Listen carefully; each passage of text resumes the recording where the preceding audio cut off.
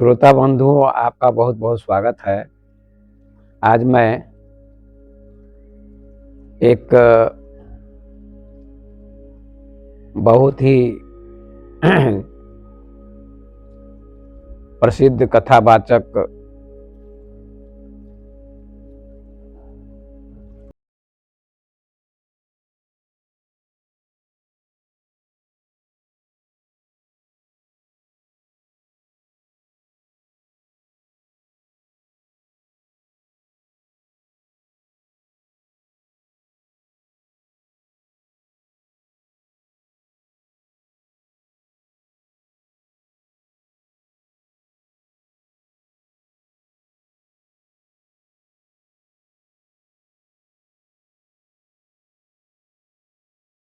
सुनते हैं तो वो अभी वर्तमान में जबलपुर में कथा कर रहे हैं और कथा का नाम दिया गया है ओशो राम कथा। और आप सब ओशो को भी जानते हैं। ओशो विश्व प्रसिद्ध क्रांतिकारी महापुरुष हुए हैं और उनके सन्यासियों ने ही मुरारी बापू को बुलाया है राम कथा के लिए। और कथा का नाम दिया गया है ओशो राम कथा। पूरे देश में तथा विदेश में लोग सुन रहे हैं।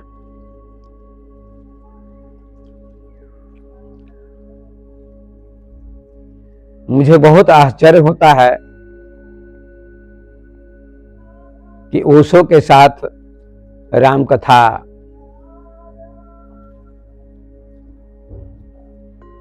का मेल, राम कथा का तालमेल कहीं दिखाई नहीं पड़ता है। फिर भी जिन ओशो ने अपनी क्रांतिकारी बातों से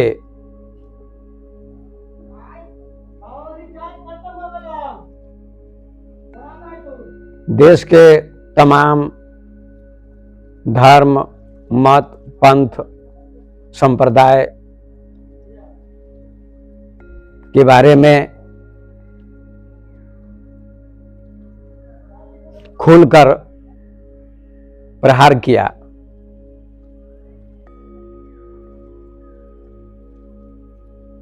और सारा देश तथा सारा विश्व उनसे प्रभावित भी हुआ और लाखों लोग नाराज भी हुए।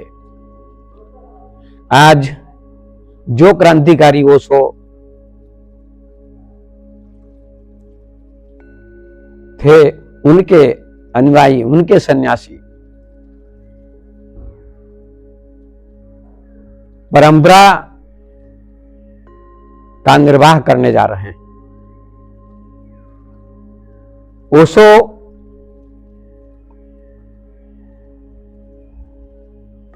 की बात में आग है, ओशो की बात में क्रांति है।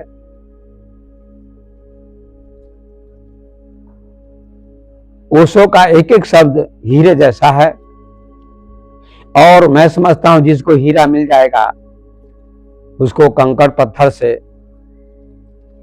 मतलब नहीं रहेगा। जब हीरा मिल जाता है तो कंकड़ अपने आप छूट जाता है। जब सूर्य का प्रकाश मिल जाता है तो बल्ब का प्रकाश फीका हो जाता है। तो जो ओशो को समझता है, ओशो के संदेश को समझता है, ओशो की वाणी को समझता है,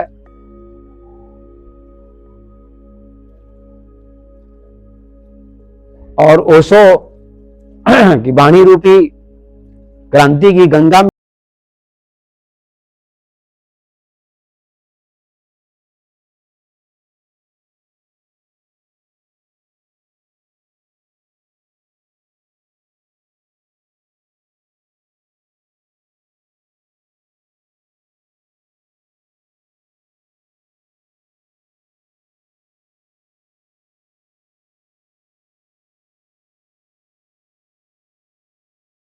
सूर्य जैसा है और सूर्य को ढका नहीं जा सकता है। ढका जा सकता है लेकिन नष्ट नहीं किया जा सकता है। सूर्य पर बादल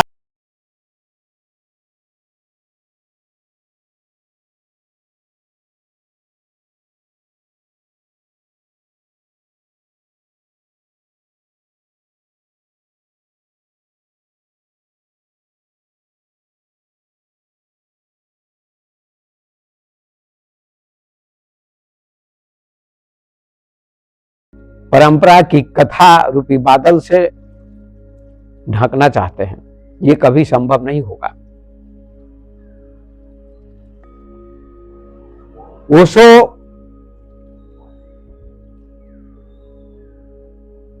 वर्तमान के पक्षपाती थे। ओशो कहते हैं वर्तमान में जियो, अतीत को ढोने की जरूरत नहीं है। और ओशो के अनुयायी, ओशो के सन्यासी ही अतीत को लेकर चलने का प्रयास कर रहे हैं, जिन्होंने सारी दुनिया में आंधी तूफान लाने का काम किया। ओशो ने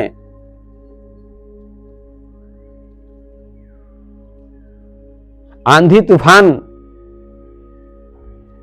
लाने का काम किया और आंधी तूफान में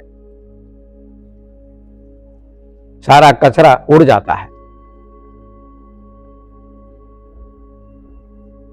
लेकिन दुख की बात है कि ओशो के सन्यासी ही ओशो की जो क्रांति है, ओशो की जो आग है, उसमें अपने कचरे को जला नहीं सके। तो महान कथावाचक मुरारी बापू कथा कर रहे हैं जबलपुर में, ओशो राम कथा। ये बहुत अचरज का विषय है। ओशो कहते हैं अतीत से भविष्य की ओर चलो, वर्तमान में जियो। और ओशो ने राम के बारे में जो व्याख्या की है, वह व्याख्या लोग भूल चुके हैं। और अभी मुरारी बापू के मंच पर एक ओशो सन्यासिन ने राम का वर्णन करते हुए कहा था कि ओशो ने 7 पुस्तकों में राम की चर्चा की है और डरते डरते उस ओशो सन्यासी ने व्याख्या की।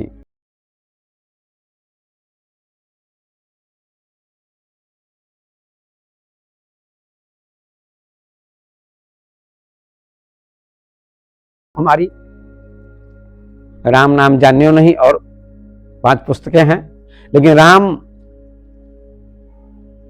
विवत राम रस लगी खुमारी में राम की व्याख्या करते हुए ओशो कहते हैं कि राम से यहां मतलब दशरथ के बेटे राम से नहीं है।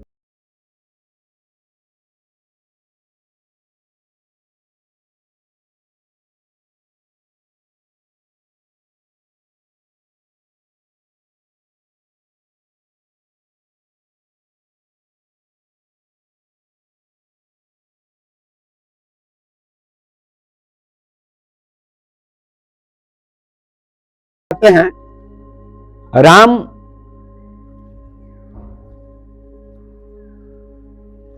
अतीत को ढोते हैं, राम वर्तमान में नहीं जीते हैं।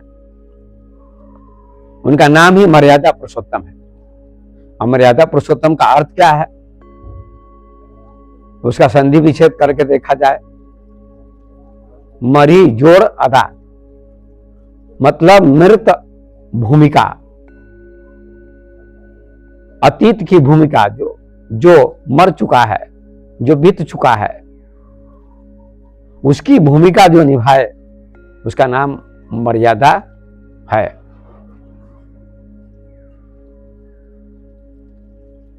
तो राम अतीत को ढोते हैं। अभी विज्ञान का युग है, ओशो कहते हैं विज्ञान का विकास हो रहा है। विज्ञान अतीत से भविष्य की ओर विकास कर रहा है।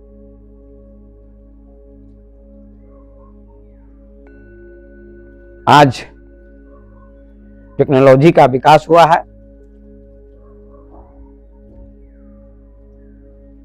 पहले हल से खेती होती थी, अब ट्रैक्टर से खेती होती है, तो विकास हो गया। पहले बैलगाड़ी चलती थी, अब मोटरसाइकिल, कार, ट्रेन, हवाई जहाज आदि साधनों का विकास हो गया है। युग उन्नति की ओर, भविष्य की ओर, विकास की ओर जा रहा है। पहले पत्र जाता था, अब मोबाइल से बातचीत हो जाती है 1 मिनट में। लेकिन आज भी बड़े बड़े कथावाचक, मुरारी बापू हो चाहे और कोई भी हो कथावाचक, सब अतीत में जी रहे हैं और अतीत की कथा सुनाते हैं। ओशो कहते हैं अगर तुम्हारी मां मर गई, तुम्हारे पिता मर गए, तो पिता की लाश को जलाना होगा। पिता प्रिय थे, मां प्रिय थी, फिर भी लाश जलानी होगी।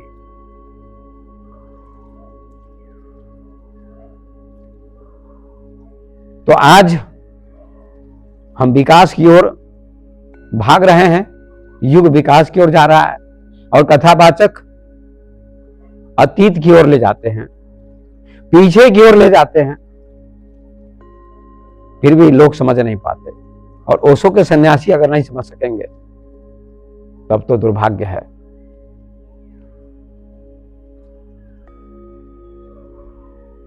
राम को वनवास हुआ,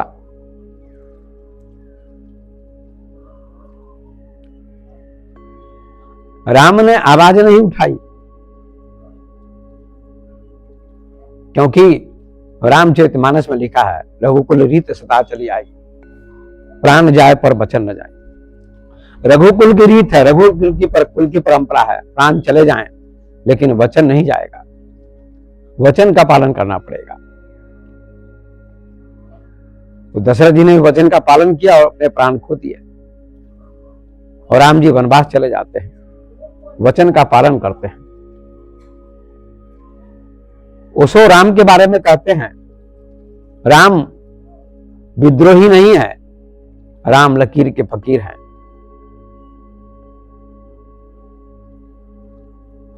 सीता जी की अग्नि परीक्षा हो चुकी थी, रावण के पास से आने के बाद फिर भी जब सीता जी गर्भवती थी, उस समय एक धोबी के कहने पर राम ने सीता को वनवास दिया।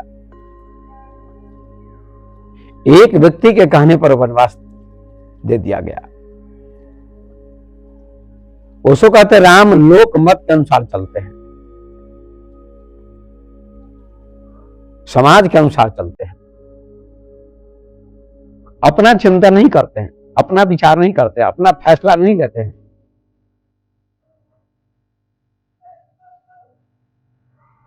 और जब महर्षि वाल्मीकि सीता जी को लेकर, लवकुश को लेकर राम के दरबार में पहुंचते हैं, उस समय भी महर्षि वाल्मीकि कहते हैं कि ये लवकुश तुम्हारे पुत्र हैं, इनको अपनाओ, और सीता पवित्र है। मैं सत्य कहता हूं और मैंने जो तपस्या की है, अगर मैं झूठ बोलता होऊंगा तो मुझे तपस्या का फल नहीं मिलेगा। इसलिए हे राम, सीता पर विश्वास करो और सीता को अपनाओ। लेकिन राम ने समाज के भय से सीता को नहीं अपनाया और कहा कि सीता को स्वयं अपनी शुद्धता का प्रमाण देना होगा। वहां भी राम जी लोक मत के अनुसार चले। समाज का जो मत था, लोगों का जो मत था, उसका समर्थन किया। महर्षि वाल्मीकि की बात का भी उल्लंघन किया और लोक मत का समर्थन किया और कहा अपनी शुद्धता का प्रमाण इस सभा में सीता को देना होगा। तो सीता ने अपनी शुद्धता का प्रमाण दिया और कहा मैं राम को छोड़कर किसी का चिंता नहीं करती थी, इसलिए हे धरती माता फट जाओ और मुझे अपने में समा लो। आप सभी देखे होंगे, रामानंद सागर ने भी सीरियल में दिखाया है, लव कुश कांड में धरती फटी और अंत में धरती में समा गई सीता। और राम जी परेशान हो गए। जब सीता जी धरती में समा गई तो राम जी परेशान हो गए और क्रोधित हो गए और उन्होंने कहा सीते सीते हे धरती मेरी सीता को लौटा दो, नहीं तो मैं धरती को उलट दूंगा। इतने आवेश में आ गए और परेशान हो गए। तो लोक मत के अनुसार नहीं चलना चाहिए। लोक मत के अनुसार चले, लोक मत का समर्थन किया तो सीता जी धरती में समा गई। सीता जी से वियोग राम का हो गया तो राम जी को परेशान नहीं होना चाहिए। जब समाज ही सब कुछ है, लोक मत ही सब कुछ है, तो परेशान होने की क्या जरूरत थी, बेचैन होने की क्या जरूरत थी। जब भगवान थे तो अवतारी पुरुष थे तो बेचैन होने की क्या जरूरत है। कृष्ण कभी बेचैन नहीं हुए।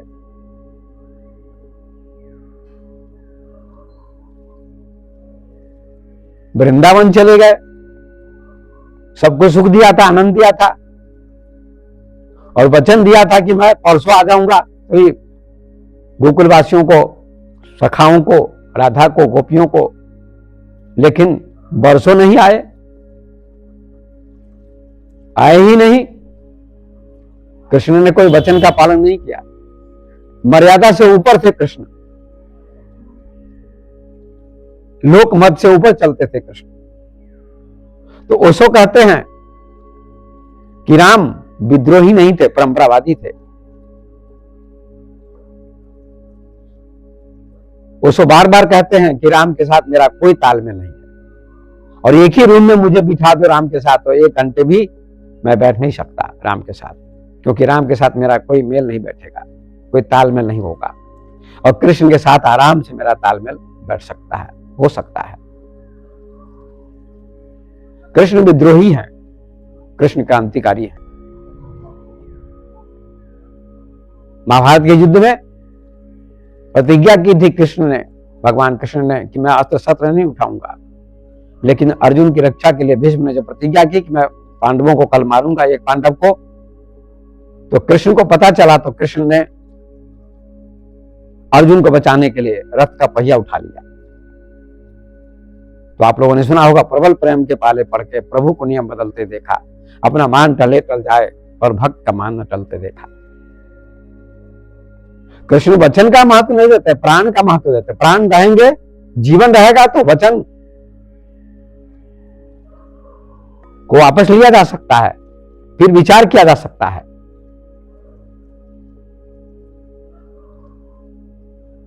उसको कहते हैं वर्तमान में जियो। कृष्ण वर्तमान में जीते हैं।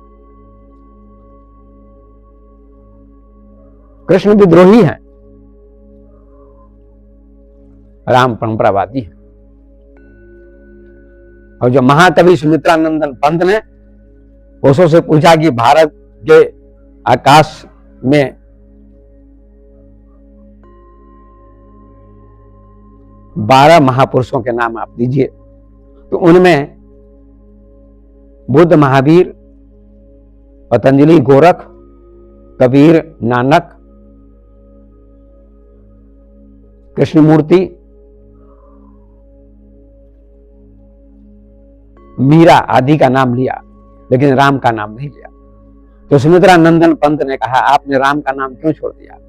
तो ओशो ने उत्तर दिया कि राम का कोई मौलिक योगदान नहीं है, इसलिए मैंने राम का नाम नहीं लिया।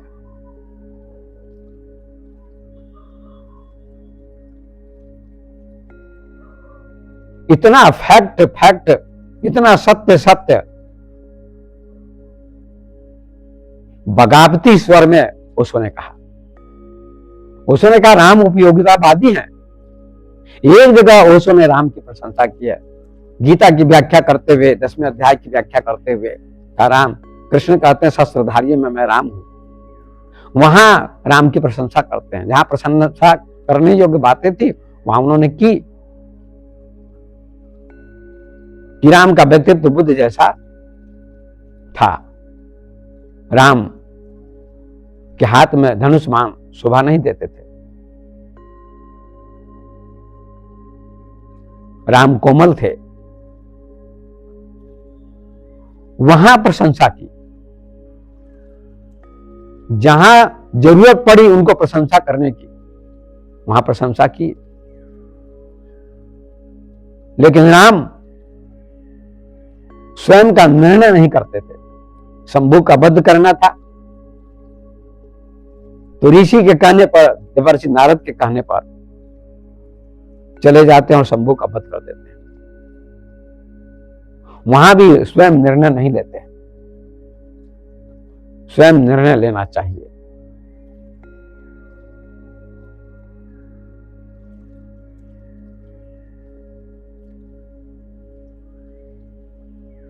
तो ओशो के सन्यासी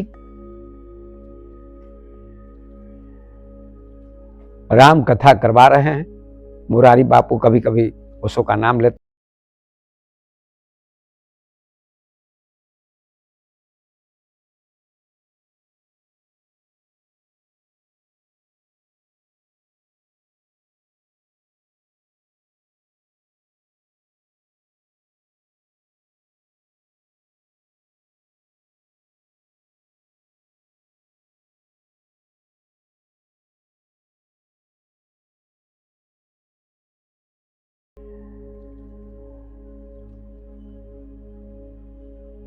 बगावत का स्वर दिया।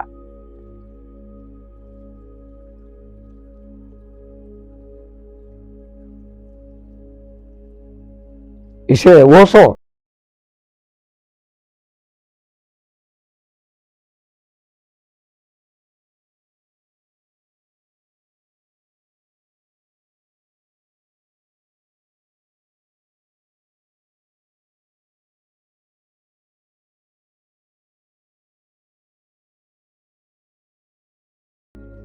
ओशो ने तुलसीदास के बारे में कहा है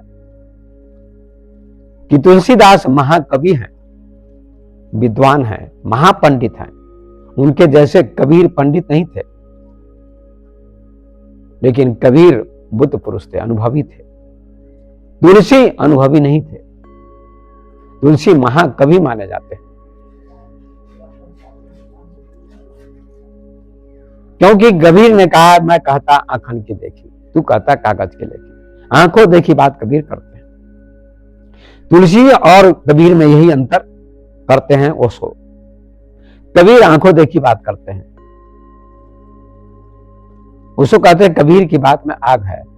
कबीर अपने अनुभव से बोलते हैं और तुलसीदास जी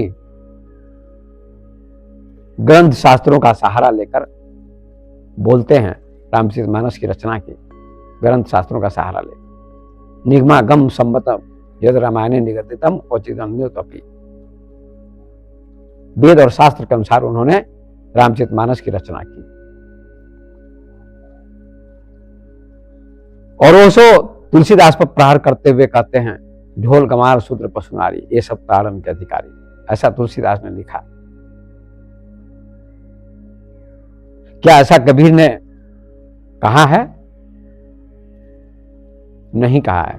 कबीर तो कहते हैं कोई शूद्र भी नहीं ना कोई ब्राह्मण है, को ब्राह्मण को शूद्रा, एक त्वचा हार मलमूत्रा, एक रुधिर एक गुदा, एक बूंद से सृष्टि रची है, एक ब्राह्मण को ब्राह्मण को शूद्रा।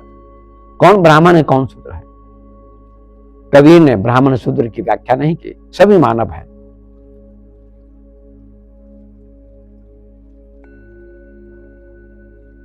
जे वर्णाधम तेली कुम्हारा, ये भी तुलसीदास जी ने चौपाई लिखी है। इसको लेकर के पूरे देश में बहुत विवाद चलता है, बहुत चला है। बुद्ध पुरुष ज्ञानी पुरुष होने के बाद तो वर्णों की चर्चा, शूद्र की चर्चा करना अच्छी बात नहीं है।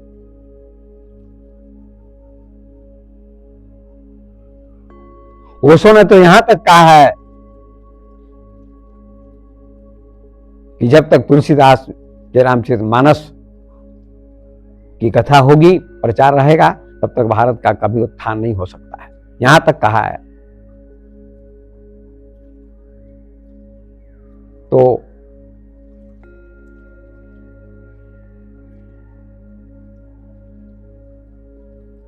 ओशो सबसे अलग श्रेणी में आते हैं।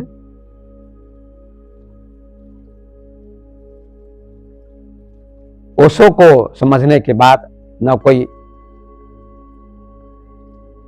अपने को हिंदू समझता है, न मुसलमान समझता है, न जैन, न बौद्ध, न ईसाई, न यहूदी। वो केवल मानव होता है, केवल धार्मिक होता है।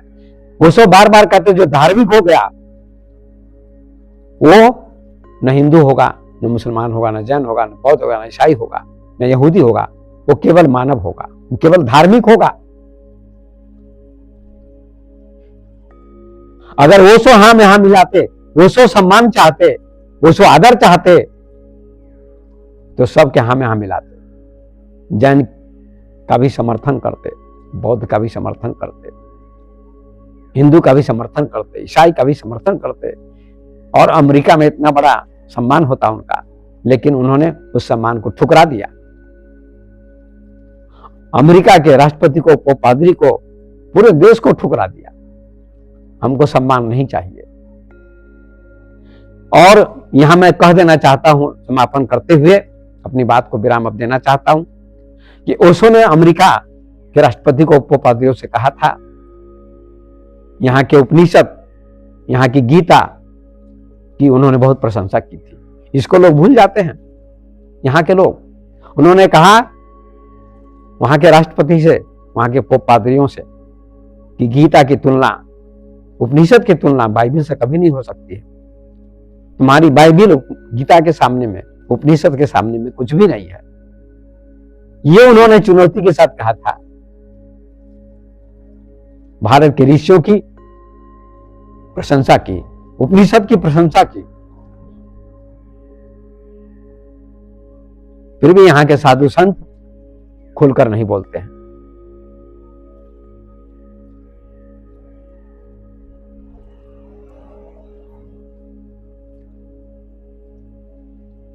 तो मैं अंत में कहना चाहता हूं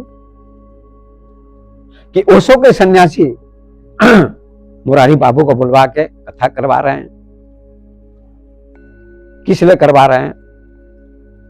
मान सम्मान के लिए, ख्याति के लिए, कि अंतरराष्ट्रीय कथावाचक को बुला के कथा करवाएंगे तो हमारी ख्याति होगी।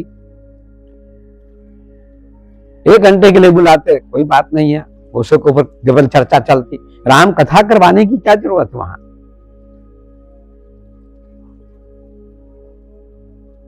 ओशो के बारे में केवल व्याख्यान दिया जाता।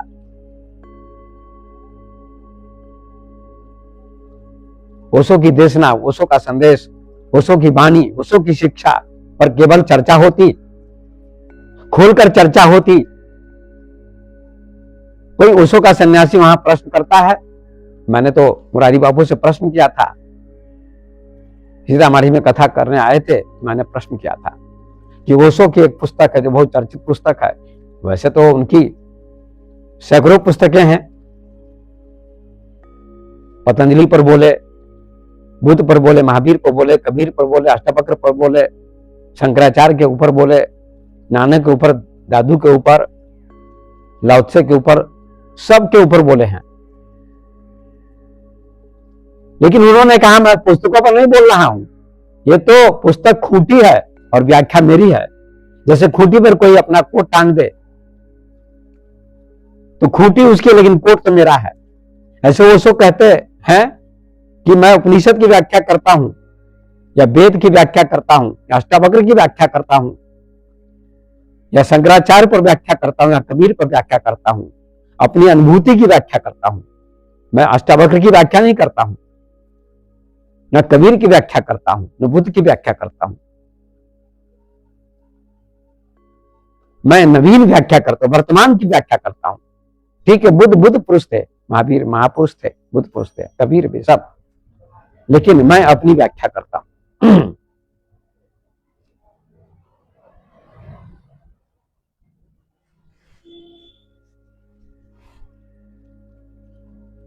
तो ओशो को मान सम्मान की जरूरत नहीं थी, मान सम्मान से परे थे, इसलिए तो सारी दुनिया उनका दुश्मन हो गई। तो मैं ओशो सन्यासियों से भी कहना चाहता हूं कि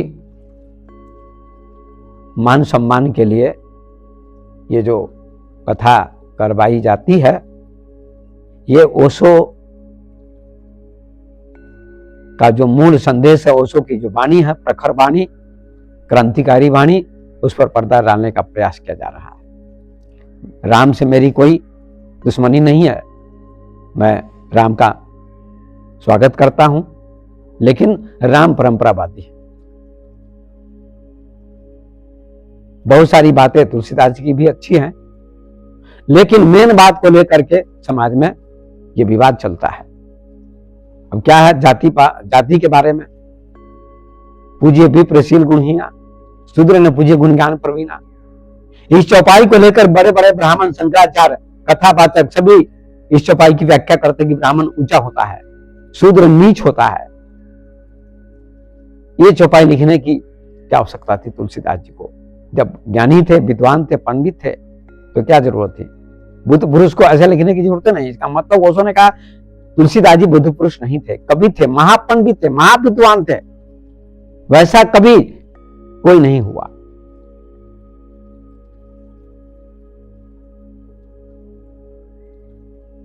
तो अपनी वाणी को मैं विराम देता हूं, इस पर मंथन करे, चिंतन करे। बहुत लोगों को दुख भी होगा, तकलीफ भी होगी, चोट लगेगी, और मुझे गालियां भी पड़ेंगी। वो ओशो को करोड़ों गालियां पड़ी जब तुलसीदास पर बोले कि तुलसीदास जी कवि हैं, पंडित हैं, विद्वान हैं, अनुभवी नहीं, परंपरावादी हैं, लकीर के फकीर हैं, अतीत को ढो रहे हैं, या राम अतीत को ढो रहे हैं। राम मर्यादा पुरुषोत्तम है, विद्रोही नहीं, क्रांतिकारी नहीं, स्वयं अपना निर्णय नहीं देते हैं, लेकिन कृष्ण विद्रोही थे। इस पर लोगों ने उनको गालियां दी, जगह जगह उनका अपमान किया गया, लेकिन इसका भी कोई उनको गम नहीं था, और जीवन की आहुति उन्होंने दे दी, सत्य के लिए मर गए। जैसे सुकरात सत्य के लिए मर गए, बुद्ध सत्य के लिए मर गए, सत्य कह के चले गए, सुकरात भी, कबीर भी। ऐसे ओशो इस युग में सबके अकेले संगम थे, जोड़ थे, सत्य कह के चले गए, सत्य के लिए जीवन दान दे दिया।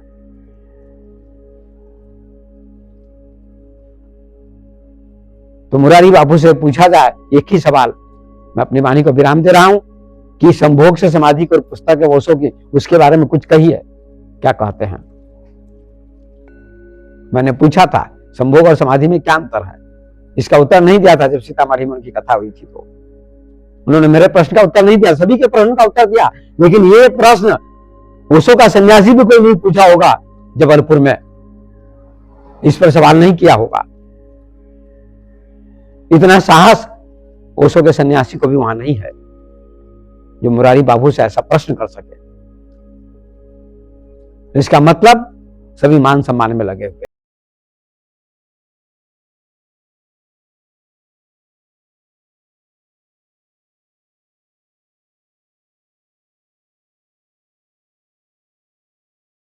जरा मत ढूंढिए, हीरा मिल गया आपको, ओशो का हीरा मिल गया, अब इसके आगे कुछ भी नहीं है। मैं यही कहना चाहता हूं अंत में, समझने का प्रयास करें, सुनने का प्रयास करें और चिंतन करें, तो आपका विचार बदलेगा और आप आगे बढ़ सकेंगे। तो इन्हीं शब्दों को कहते हुए अपनी वाणी को मैं विराम देता हूं। धन्यवाद।